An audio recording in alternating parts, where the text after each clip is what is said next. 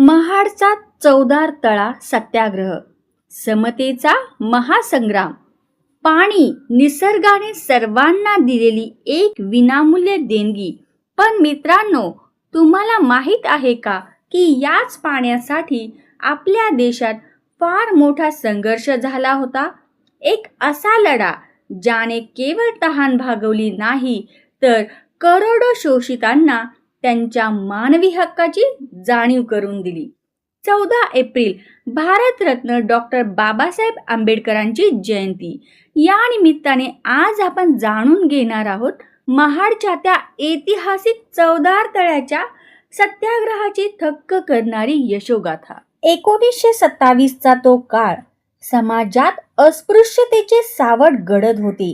जनावरांना त्या तलावाचे पाणी पिण्याची मुभा होती, तिथे माणसांना मात्र बंदी होती. 4 ऑगस्ट 1923 रोजी नगरपालिकेने सर्व लोकांसाठी तळे खुले करण्याचा ठराव केला होता. पण प्रत्यक्षात मात्र परिस्थिती वेगळी होती. याच अन्यायाविरुद्ध आवाज उठवण्यासाठी बाबासाहेबांनी महाडची निवड केली. 20 मार्च 1927 रोजी हजारो सत्याग्रहींसोबत बाबासाहेब महाडमध्ये दाखल झाले. हा केवळ पाण्याचा लढा नव्हता, तर तो माणुसकी प्रस्थापित करण्याचा लढा होता. 20 मार्चची ती सकाळ. बाबासाहेब शांतपणे चौदार तळ्याच्या काठावर गेले. त्यांनी झुकून आपल्या हाताने तळ्याचे पाणी प्राशन केले. त्यांच्या मागोमाग हजारो अनुयायांनी पाणी प्यायले. शतकानुशतकाची गुलामगिरी त्या एका कृतीने संपुष्टात आली होती. पण हा मार्ग सोपा नव्हता.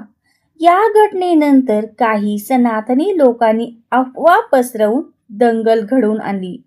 पाणी बाटले असे म्हणून तळ्याचे शुद्धीकरण करण्याचा प्रयत्न केला गेला. या अपमानाचा बदला म्हणून बाबासाहेबांनी याच वर्षी डिसेंबरमध्ये पुन्हा महाडमध्ये येऊन मनुस्मृतीचे दहन केले.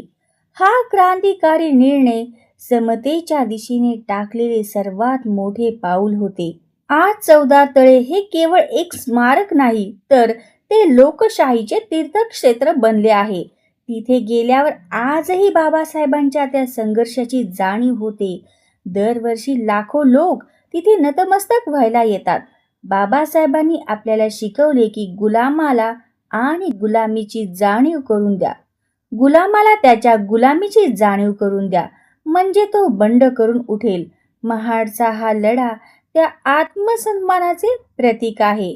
मित्रांनो, बाबासाहेबांचे विचार आचरणात आणणे हीच खरी त्यांना मानवंदना ठरेल.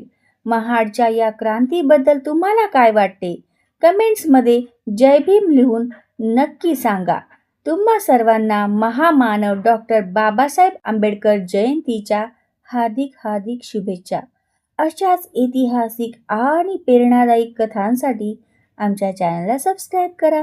धन्यवाद.